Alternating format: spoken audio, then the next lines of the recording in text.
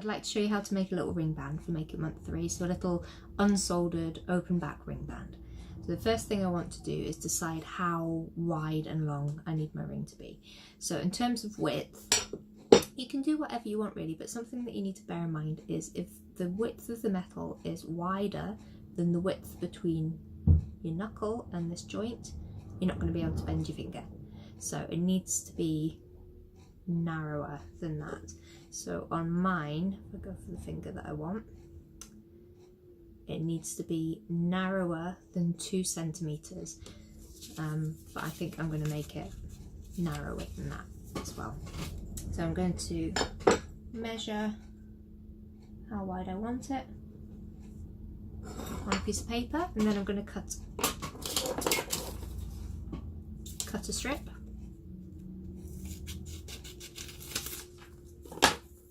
And measure. So this is my width. I'm going to measure around my finger, nice and snug. I'm going to mark where the paper overlaps.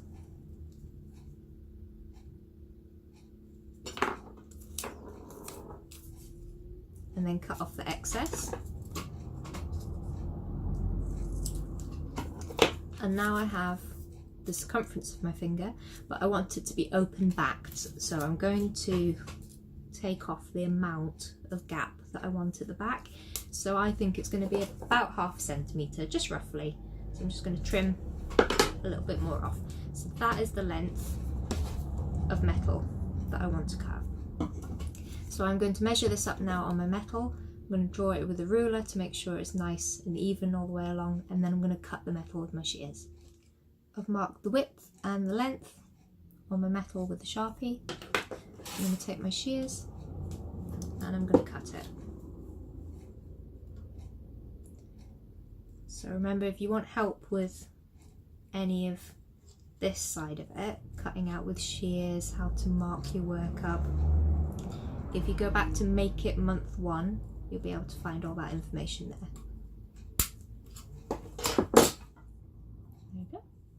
Now I'm going to peel the backing off. Ooh, easier said than done. There you go. One little bit of copper, the right width and length to go around my finger, leaving a little gap at the back. So next thing I want to do is just flatten this out. So I'm going to put it on my steel block with my mallet and give it a little tap.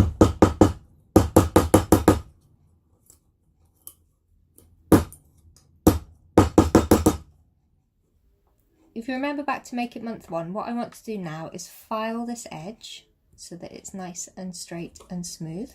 And I'm also going to round off these corners just to sort of finish them nicely so that they're not jaggy anymore. So I'm going to support my metal in my bench peg, and remember it's the forward motion with the file that does the cutting. So I'm going to go forward and lift, push and lift, push and lift.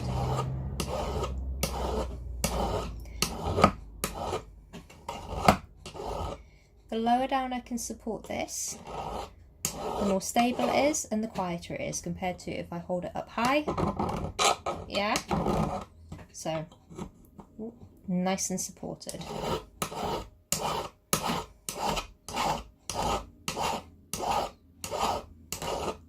When it comes to the corners, again support it and go with the curve.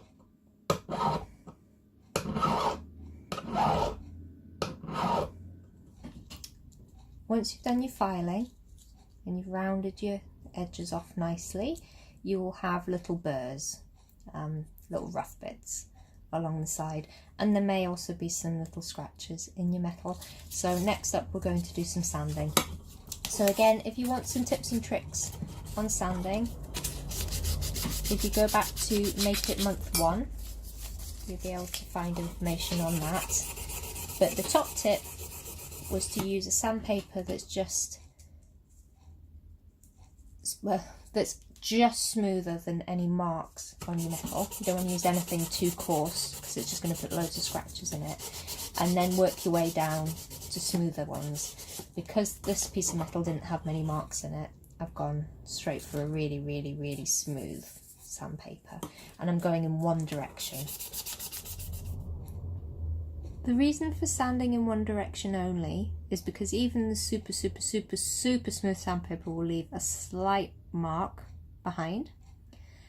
So at least if you've been going in one direction, like back and forth, if there's any scratches going any other way, so crossways or just randomly in your metal, you know those scratches were there before you started using your current sandpaper. In which case, either you need to keep going and put in a little bit more elbow grease, or you need to use a slightly coarser sandpaper to get rid of those initial scratches. If you can just see lines all going in the same direction, you know you've used the right sandpaper, but depending on how coarse those lines are, you may need to then work your way down smoother grades.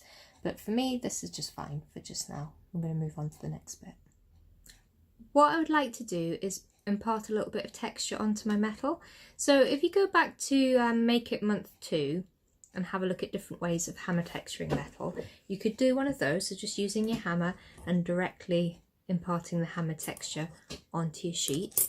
Or if you want to take your texture a step further, you can use stamps to texture onto it. So you can buy stamps specifically for stamping metal jewellery. You can get letters and numbers and little shapes and designs, all sorts. And you can get sort of quite expensive brand ones, and you can get super cheap ones made in India and similar countries. The main difference tends to be the quality of the tool steel. So if you have a look at this cheap one, it's got quite a rough end to it, which is where we hammer onto. But with these ones, beyond that, the textures actually come out really nice. But I have had some in the past which weren't cheap ones from abroad. They were from, I can't remember, a UK supplier years and years ago, and there was hardly any difference between the design on the punch and the punch itself. So that meant when you hit it, the little design really struggled to push down into the metal, and it was hard to get a good imprint. If you don't have any little metal stamps, you can also use old screwdrivers, or if you've got a spare set of these lying around, which many people have, these are quite good for adding textures as well. So you just choose the one that you wanted to use. I'm going to go for this little skinny one, and then just to make it a little bit easier to hold and hammer, I'm going to pop it into the little extender which also came with these, and then I'm going to hold it on my piece on the steel block, and I would hammer from above. I'm going to stand up to do my hammering because it's a lot easier to hammer straight down onto a punch if I'm stood up doing it compared to if I'm sat. If I'm sat doing it, I'm probably going to be hammering on an angle, which means I'm less likely to get a full imprint. I'm going to decide where I want the punch to go, and then I'm just going to hit it. Ooh. There we go. Right, as you saw there, the first time I went to hit it, I actually missed the top of my punch. So the general rule is, although it seems a bit counterintuitive, the bigger and heavier the hammer, the bigger the surface area of the hammer, the considerably less likely you are to miss when you do your stamping. And also the heavier the hammer, the less effort you're putting into doing the stamping because the hammer's doing the work. What you don't want to do, and I see it all the time, is people trying to hit little stamps with round bits of hammers. You will slip and you will hit your knuckle. So now I'm just going to hammer some random patterns in here just to showcase. And like I say, you can do one big whack, which in theory is better because it's less likely to slip. If you go tap, tap, tap like this, it could be slipping as you hammer.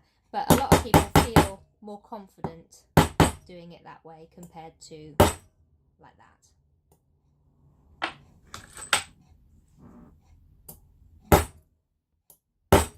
Now I'm just going for it to give you a flavour of the sort of things that you can create.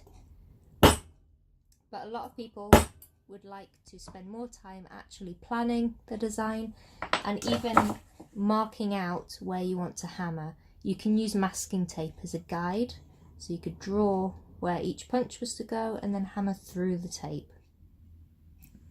There you go. So some of these textures were done with the professional stamps, like these ones. And some were done with the screwdriver set, like these ones. These lines here.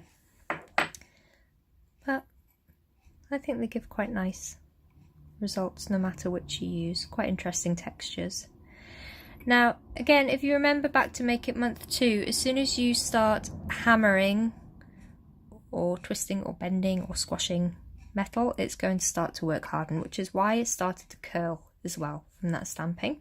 So before I form this around the ring mandrel to make it nice and round, I'm going to go and anneal it. So look at the previous videos from Make It Month 3 if you want to find out more about annealing. So I'm not going to talk specifically about annealing. Again, you can refer back to the previous video for that, but I just want to show you what happens to copper when you impart heat onto it with the blowtorch. It's really cool. So I just dip in, apply a little bit of heat, come away, try another area. Ooh, there it goes. There we go. You see it's starting to pick up these oily iridescent colours, so you can have hours of fun playing with heat patterners while also softening your metal, which is pretty cool.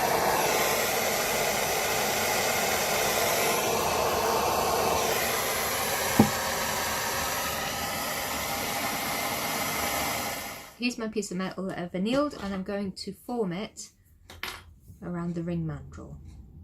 So the first thing I need to know is what point do I need to form it. So what you could do is either take your original piece of paper, wrap it around until you have a small gap at the back, like there, and then mark where that sits. So I'm going to pin it with my fingernail so I know where that was sitting, and I'm putting a little Sharpie mark on there. So it's this one, the one below is from the earrings we were working on earlier. So in theory, that point is where I want to form my metal around. But actually, if I form it a lot higher up, and then when I've got a nice shape, pull it down to that mark, is going to make life a lot easier for me.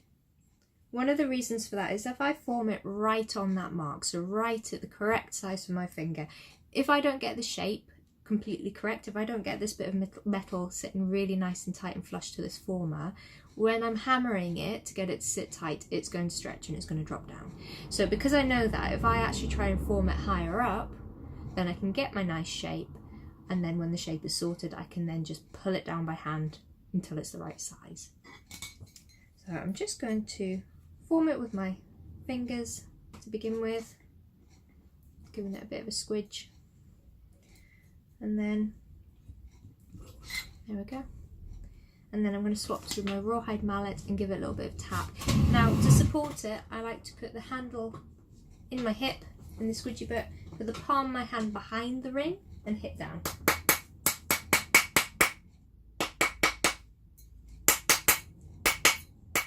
Ring mandrels are conical, so they're tapered, thin at the top, wider at the bottom.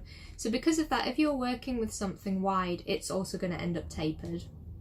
So it's really good to flip it over at some point and then give it another hammer, and that should start to level it up, straighten it up a little bit.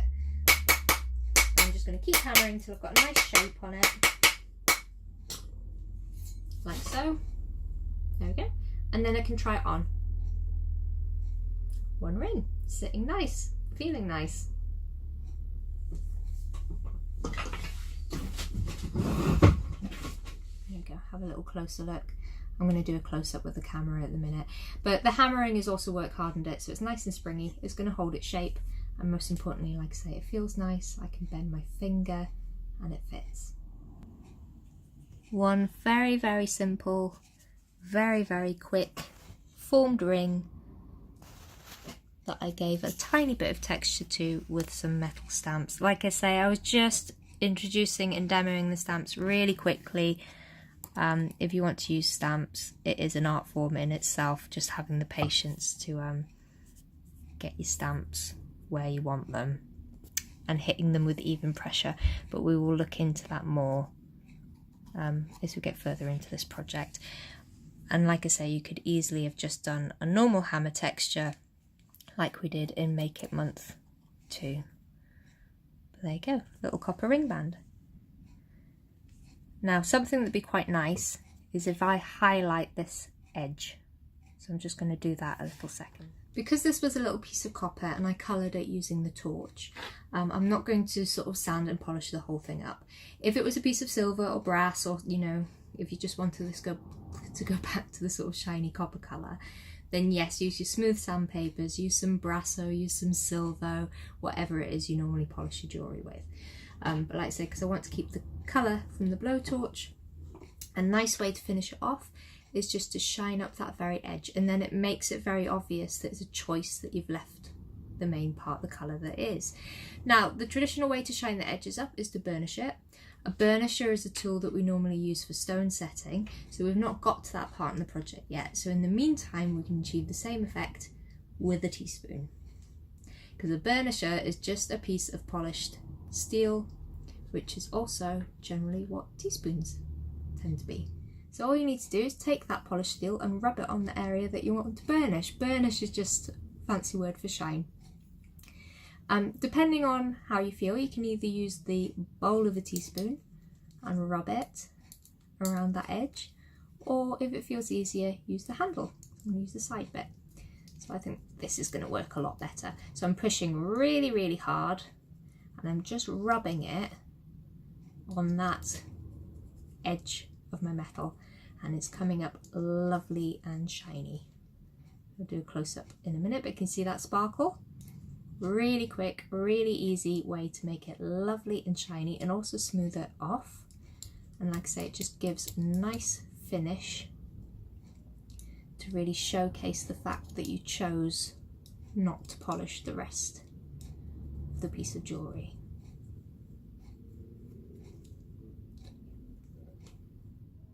There we go, super shiny edge. Nice little textured ring.